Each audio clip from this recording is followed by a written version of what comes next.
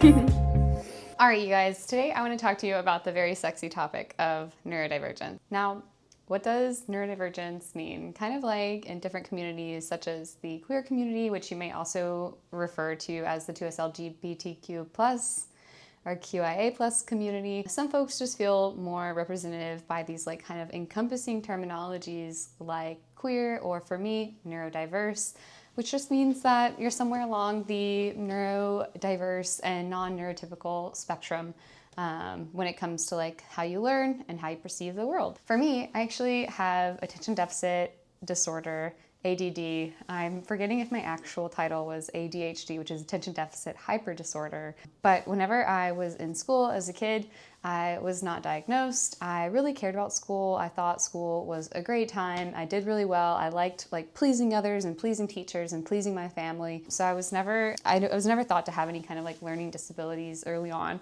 And it wasn't until I was in college when I realized that I had some learning disabilities that my peers didn't have that just made it feel like I had to like spend an extra amount of time with a lot of the work and read it so many times over compared to people that are more neurotypical experience. So I did get a diagnosis whenever I was in my undergraduate studies of ADD, attention deficit disorder, and I started my first rounds of medication with ADHD. So as I'm not a medical professional, none of the advice in this video is like looked at through like any kind of medical lens, or should be like everything I say should be taken with, you know, quote, a grain of salt. And that is because I am but a wee person experiencing my own life, and I have found a few basic tips and tricks that I like to use to help go about my day as a neurodiverse person, as someone with ADHD. Some of these tips I've learned from other people along the way, and some of them I've just learned from being myself and being a almost 30-year-old. So maybe they could work for you, and I hope that,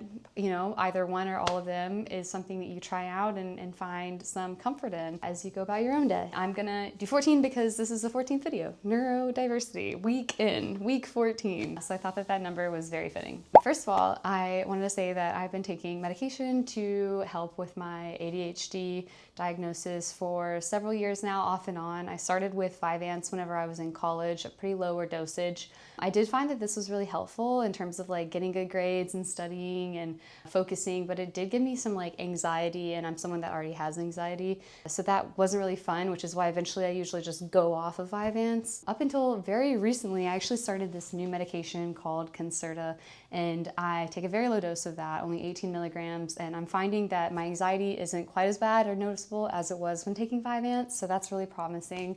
And I also find that with Vyvanse, you just kind of forget to eat. And with Concerta, that hasn't happened so much. Although there's another tip I have later for trying to remember to eat good food, especially early in the morning, so stay tuned for that. All right, my second tip is meditation. So I've been meditating off and on, also since college and since I was diagnosed with ADHD, and probably for a lot of other reasons, going through like big life events and feelings in college, I found meditation was something I can come back to. I started using Headspace when I was in college, and so that is over 10 years ago, and I've been with Headspace ever since. Only until recently also, I am starting to try out a different app. I think it's called Happier Meditation, Happier app, from like one of the founders of 10% Happier, a book, an author, something along those lines. And I'm just trying out something different right now because I've been meditating with Headspace for so long that I just find some of the like voices and advice and like meditations can get repetitive, and I just wanted to like try out something new to really feel like embodied and present whenever I'm going through those online meditations. All right, number 3, my third advice is yoga. So I started doing yoga like in between, I would say, my undergrad and graduate school. I had friends that invited me to hot yoga, and I was like, what is this? I'm from Louisiana, it's already hot, so why are we paying money to do like hot yoga? But I actually found like the heat really caused me to be very present in the moment, and there's something about like sweating that you're just like, oh yeah, that feels like I put some energy out there. It feels like I like just was able to make peace with my body and like be fully present and not floaty in my head. And I found that yoga was just a really great space to do that. So I often feel like my brain is like so many different steps ahead of my body, and yoga just like pulls me back in to my body, which is really lovely. My fourth tip is journaling. I've already made a video about journaling, so if you've watched that and you've been here for a second, then you know that journaling is really important to me. Journaling is a way of just like making this head that goes so fast, and these thoughts that just like fill my brain quieten down for just like a minute so I can actually do what needs to be done, whether it's like bullet journaling or just having a pocket notebook on hand, like making lists. I make lots of lists. That really helps me see what I need to do so I don't get that kind of like decision paralysis of what to do next. So I really, really love journaling and I highly recommend it. Tip 5 is I have this app called Finch and I really want to tell you about how cool it is. You kind of set out what you want to do that day or whatever day that you're on, and you kind of go along your day marking off what you've done, getting points for it, and then you send your little guy on an adventure and they always like come back and tell you something fun about their day. So I recently saw an ad that they ran that was like, it's like Tamagotchi but for adults. I don't know if it's like on that level fully because you're not feeding them, so it's not stressful. It's just like fun and you get to hang out with friends. And so if you're on Finch and you want to be Finch friends, let me know. I find it to be a really great productivity app to just kind of help me like zone in on what I need to do that day in a fun way. Make it fun. Number 6, ADHD Timer. I use this handy dandy timer. I found it in a YouTuber video, one of my favorite YouTube videos, maybe it was a year ago at this point. I was like, wow, they're using that and like looking so productive. I just like also like how it looks on a desk, and I was like, I want to be like that YouTuber and be productive and set a little timer for doing all of like my activities, because I find like starting something can be really, really hard as someone who's neurodiverse, ADHD, because I don't know how long it's gonna last. And if I really get into it, it could be like it could take hours, like 2 hours until I come out of that event. And I'm like, I don't have time for that right now. So this is just like, okay, you can do that thing that you wanna do. Just set like a 10-minute timer, set a 20-minute timer and do what you wanna do for just that amount of time and then walk away from it. Number 7, now I have seen that from friends that have been trying to find like non-medication related ways to like help with ADHD, that going to the gym can be really helpful for them. I've also seen like weightlifting can also be a really effective way of just like feeling embodied, releasing serotonin, like all these like good things, like happy feelings, endorphins that really help your brain just like, yeah, I guess like be less, less like reactive and just like more calm. And so I've heard really good things, and me myself, like I really do love going to the gym and moving my body in like healthy ways. That really makes me feel more present and less like when I am using my body in like playful, active like transportation and like working out, then I'm not like thinking really a lot like about a bunch of things. Like I just feel more like focused on the present moment, and I find that really like brings me back into my body, just like similar to yoga, but doing more things like cardio, which is also just good for me in general. Number 8, feeding yourself. Especially if you're taking some kind of medications, there are times where I would just forget to feed myself in the morning, and then it would be lunchtime and I'd be like, why am I so grumpy and why am I just like intolerable right now? And it's because I hadn't eaten anything.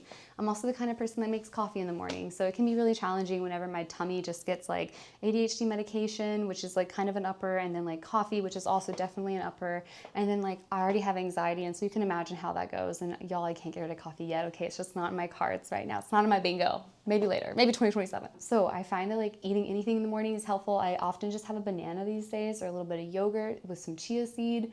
Overnight oats is really nice because you make it before bed and then it's ready for you in the morning. And just like having like insurances throughout the day that I'm putting food into my body, and like planning ahead is really important. Make a list of what you want to make. I choose 3 recipes from like Instagram or TikTok that I want to make each week and go grocery shopping, and then like make sure I have those in my fridge so that I actually feed myself good food. 9, noise canceling headphones. I am not using them right now because I am making my partner wear them, since I cannot give a YouTube video whenever she can hear me. But noise canceling headphones, I got them for Christmas. They're really amazing, over the head, and they just like drown out the world around me, which the world, if you're neurodiverse, can sometimes feel really loud, really big, and it can increase your anxiety a lot. So I find having my little headphones on and I hear like nothing except for what I want to hear, that's really amazing. I highly recommend. I really, really love having over the head noise canceling headphones, especially if you're like traveling or doing anything like that where you're in no control of your environment. Especially then, it would just be amazing to have that on your side. Number 10, any kind of blankets, any kind of sensation like on my body that feels really, really good. I don't actually have a weighted blanket. I've been wanting to find one for a long time, but I've looked on Facebook Marketplace and I'm always like, I don't want to spend like money on this used blanket. It looks kind of gross, but I am on the lookout for one. And I just find like, even with a non-weighted blanket, just like layering multiple blankets is really, really nice. Just make me feel comfortable, make me feel my body. At yoga, sometimes they have like blankets that you put on top of your body as like part of the posture. And I love that. And it just reminds you of like where your body is, where it should be. And just even if you don't have any kind of weighted blankets, like pillows, anything that can be on top of you and just like give you comfort, I find that really, really nice. Tip number 11, I know that you've probably seen the meme that's like this lady, I call her Meat Lady, and she's like running around one of these like cooking shows and she doesn't know what to do because she's got like meat on her hands so she can't touch things, but she like needs to get something out of the oven and then she needs to like do the sauce and stuff. So there's like 3-4 things that she has to do and she can't do any of them because she's like, it's like decision paralysis or maybe there's another term for it, but it's just like, what do I do? I go through this like several times a day. It's not fun. You have so many things on your mind that you need to get done and just you're like, I can't do anything. Okay, so this is like one of my number one problems with being like ADHD, attention deficit hyper disorder. It's just like not being able to act because I don't know what needs tending to first. So I have this rule whenever I go to like cafes that I can only bring 2 forms of enrichment. If I bring like over 2, then I'm not gonna know what to do. So if I need to write to a friend and if I'm reading a book, like those are the 2 things I bring. Or if I need to like do some work emails, but I also want to bring my sketchbook, those are the 2 things. I can't bring more than that.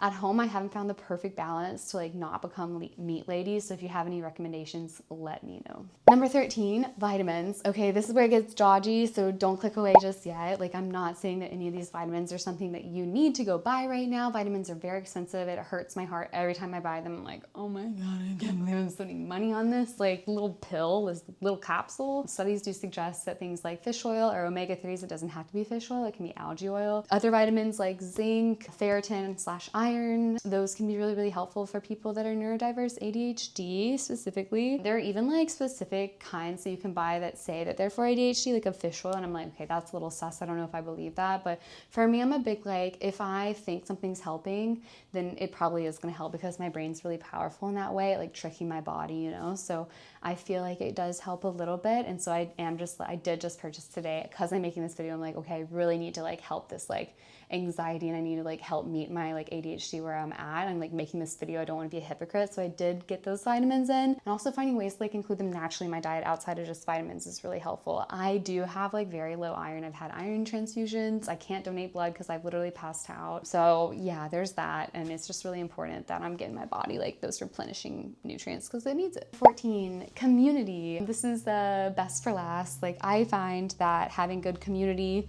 around you and a good support system is one of the best tips that I can give you. I have a very supportive partner. She reminds me to take my medicine because sometimes I'm like, yo, I need medication for ADHD to remember to take my medication for ADHD. And so she's that for me sometimes. And she also just makes sure that I'm eating food throughout the day. She's like, okay, I know you took your meds today, so are you like putting anything in your body? And I'm like, no. And she's like, all right, let's fix that. So I'm really, really appreciative of her. And I actually changed my medication because a friend of mine that has ADHD was like, this is something that like works for me. Maybe you want to try this out. And that's been working for me really well right now. So like having open dialogue and conversations with your community can be really helpful whenever you're neurodiverse. And I think that, yeah, this is like probably one of my number one like recommendations. You don't have to buy anything. You don't have to like start changing anything big about your life.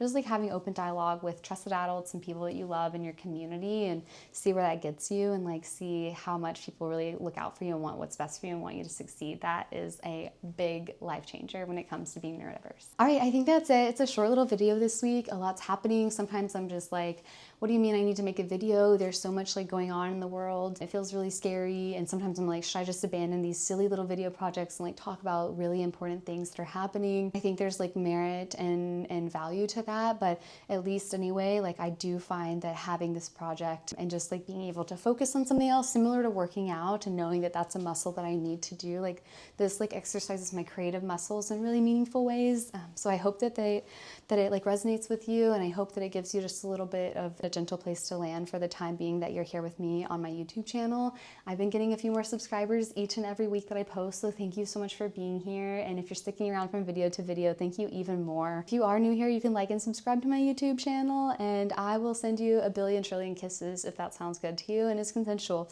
All right, well, thank you so much, besties. Love you so much and hope you have an amazing day. Drop in the comments below if you have any other tips that I missed out. I'd love to hear them. I'd love to give them a try, and other people in this community would want to try out if you feel safe sharing and doing so. So thank you in advance for that, and I'll see you guys next week. Love you.